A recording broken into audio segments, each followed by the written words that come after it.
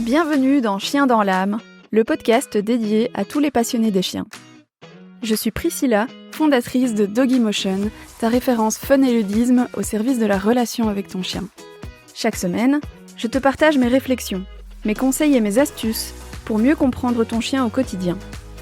Ensemble, nous explorerons comment mieux communiquer et interagir avec ton fidèle ami pour une relation harmonieuse et épanouie. Si tu souhaites soutenir le podcast et m'aider à continuer à te fournir ce contenu, n'oublie pas de t'abonner, de liker et ou de commenter. Si tu veux aller encore plus loin, tu peux aussi te procurer mon e-book 10 tricks faciles, fun et utiles à apprendre à ton chien, à prix tout doux. A tout de suite pour ce nouvel épisode de Chien dans l'âme.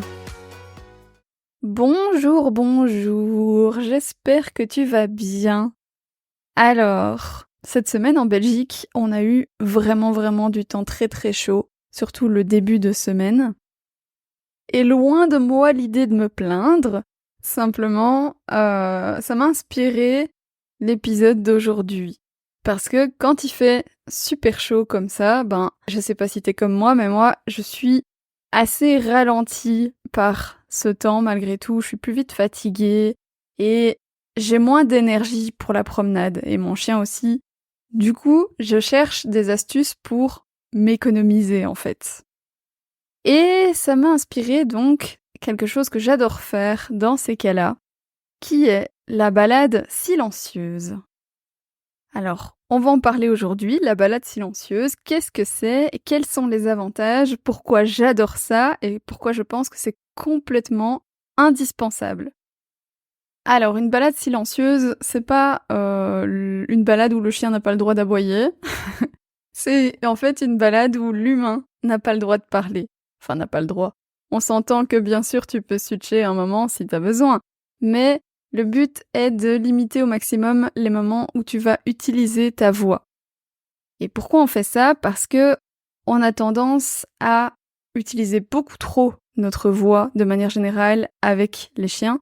Et en faisant ça, on surcharge un peu le chien d'informations et c'est pas toujours pertinent et c'est même très peu pertinent de manière générale. Et on grille un certain nombre de choses dans l'apprentissage de nos chiens à cause de ça très souvent. À titre d'exemple, simplement le rappel, très souvent en tout cas ce que j'observe chez les gens, c'est qu'on prend l'habitude d'appeler en prononçant 15 fois le nom de son chien par exemple. En le disant 15 fois, il y a 14 fois qui n'étaient pas utiles. Il y a que la 15e qui a payé. Et donc c'est ce genre de choses qu'on va essayer d'économiser, et pour nous garder notre énergie, et pour le chien avoir des apprentissages qui sont propres et un rappel qui est efficace. Donc évidemment la balade silencieuse c'est un peu extrême parce que là on va plus rien utiliser du tout. Mais pourquoi je trouve ça intéressant? Parce que justement ça va nous permettre d'utiliser d'autres façons de communiquer avec notre chien. Donc on va trouver d'autres solutions pour apporter les informations dont on a besoin. Et du coup, ces outils-là, on va pouvoir s'en servir à l'avenir pour moins utiliser le verbal quand on l'utilise. Donc ça, c'était pour définir qu'est-ce que c'est la balade silencieuse. Maintenant, je te propose de passer en revue les avantages, et j'en ai noté 5 principaux. Pour commencer, il y a le fait de se passer des signaux verbaux. Tu sais que j'en ai déjà régulièrement parlé pour la Hoopers, mais je pense que c'est aussi intéressant de manière générale en éducation, même si tu ne fais pas de Hoopers ou d'agility. Parce que, imagine qu'un jour, par exemple, tu as une extinction de voix, le fait d'avoir des alternatives, le fait d'avoir plein d'outils et qui ne sont pas tous sur le verbal, ça va te permettre de ne pas être pris au dépourvu et d'avoir encore de quoi communiquer avec ton chien efficacement. Ça peut paraître un peu recherché de se dire pour le jour où j'aurai une extinction de voix, je prévois cet outil-là. Mais pour de vrai, ça peut arriver. Et en plus, pour moi, c'est vraiment important de développer un maximum d'outils pour éviter de ne dépendre que d'un seul. Parce que le jour où t'as une extinction de voix, en général, tu le prévois pas. Et ce jour-là, t'es bien content quand t'as une alternative. Pour reprendre mon exemple. Petite pause dans notre épisode pour te parler d'un outil qui pourrait vraiment tout changer dans ta progression en Hoopers avec ton chien.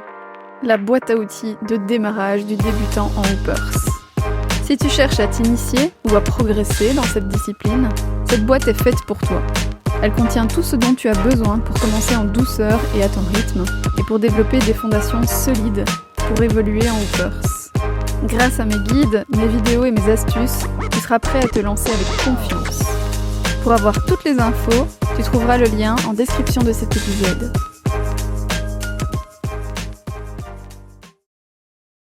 Avantage numéro 2, le fait de parler moins va te permettre toi de plus rentrer dans un mode observation quand t'es en balade. T'es moins en train de demander des choses à ton chien et plus en train de l'observer lui dans ses comportements naturels en balade. Et tu vas voir que tu vas apprendre plein de choses sur lui que tu n'avais probablement jamais remarquées, juste en faisant ça. D'ailleurs, si tu en trouves, n'hésite pas à me les noter, je serais vraiment super curieuse de les lire dans les commentaires. 3e point, j'en ai déjà un petit peu parlé en introduction, ne pas surcharger le chien d'informations et devenir un bruit de fond en fait. Donc quand on passe toute la balade à dire des signaux à notre chien en attendant qu'il exécute ce qu'on veut qu'il fasse, le problème, c'est que lui, au bout d'un moment, il va faire abstraction de tout ce qu'on dit parce que on devient un bruit de fond pour lui qui n'a plus d'impact.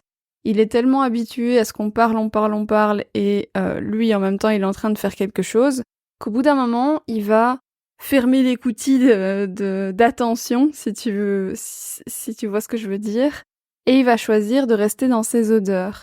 Et là, toi, tu vas être très frustré parce que tu vas te dire « Mais enfin, ce chien ne m'écoute jamais !» Et en fait, c'est parce que tu es devenu un bruit de fond, malheureusement. Donc, le fait de ne plus rien dire, probablement que ça va le surprendre au début si tu es dans ce cas de figure-là. Et ensuite, ce qu'il va falloir faire, c'est ne plus retomber dans ce travers-là pour que, quand tu lui envoies un signal, ce soit pertinent, ce soit entendu et il y a une réaction qui est rapide, qui est immédiate même, derrière chez ton chien. 4e avantage des balades silencieuses, ça va te permettre de développer ta communication non verbale. Et tu me vois venir avec mes grands chevaux, bien sûr que ça va te servir si tu as envie de te lancer en hoopers. Donc mon grand cheval de bataille, tu le sais, c'est d'apprendre à utiliser son corps. Et là, tu vas pouvoir le faire pour lui indiquer, par exemple, dans quelle direction tu veux aller en balade. Quel meilleur entraînement que des balades pour justement voir comment tu peux faire pour lui indiquer telle ou telle direction avec ton corps. Et c'est accessible à tout le monde, ça ne prend aucun obstacle. Et donc je vous invite vraiment à tester ça et à me faire un petit retour là-dessus. Je serais tellement curieuse de voir qu'est-ce que ça aura donné pour vous. Et 5e avantage des balades silencieuses, c'est quelque chose qui va te permettre de devenir un as de la gestion de ta laisse ou de ta longe. Bref, ça va te permettre de développer plein de compétences pour dialoguer au travers de cette laisse ou de cette longe pendant les moments où ton chien est attaché. Parce que bien sûr, tu peux le détacher pendant les balades silencieuse, si c'est ok pour toi, et que tu es dans un cadre sécurisé. Et ça peut même être très intéressant de le faire en mode balade silencieuse, donc en continuant de ne pas parler, si c'est possible. Mais les moments qui sont en laisse ou en longe, ça va aussi être hyper intéressant de les faire sans parler, parce que du coup, tu vas pouvoir mieux sentir qu'est-ce qui se passe dans la laisse et envoyer des signaux qui sont super subtils à ton chien. Il y a plein de choses à savoir à ce niveau-là. Je compte bien t'en apprendre beaucoup plus. Mais essaye-toi à l'exercice, essaye de voir qu'est-ce que tu peux faire sans mettre plein de coups de sonnette dans la laisse. Comment tu peux lui envoyer des petits signaux qui créent une réaction chez lui. Essaye-toi à ça tant que tu fais des balades silencieuses. C'est l'avantage des balades silencieuses aussi, hein, ça, si je devais rajouter un 6e point, c'est vraiment que tu ne risques rien du tout. C'est-à-dire qu'il n'y a pas d'erreur à faire en soi, donc ça va pas griller un signal que tu auras envie de mettre, par exemple.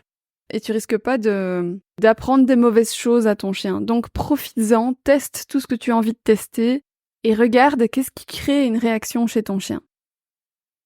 Tu vas voir que les balades silencieuses, ça va être quelque chose qui va vraiment t'apprendre à passer en mode écoute en fait avec ton chien, plutôt que être en mode donner des directives. Là, tu vas être en mode qu'est-ce que fait mon chien si je fais ça? L'approche est complètement différente et ça va t'apprendre des millions de choses qui vont te servir sur le long terme avec ton chien. Donc j'espère que toutes ces informations t'auront donné envie d'essayer les balades silencieuses parce que je pense vraiment que ça vaut le coup. Et n'oublie pas de me faire un retour une fois que tu auras testé ça. En attendant, prends bien soin de toi et de tes 4 pattes. Et à la semaine prochaine!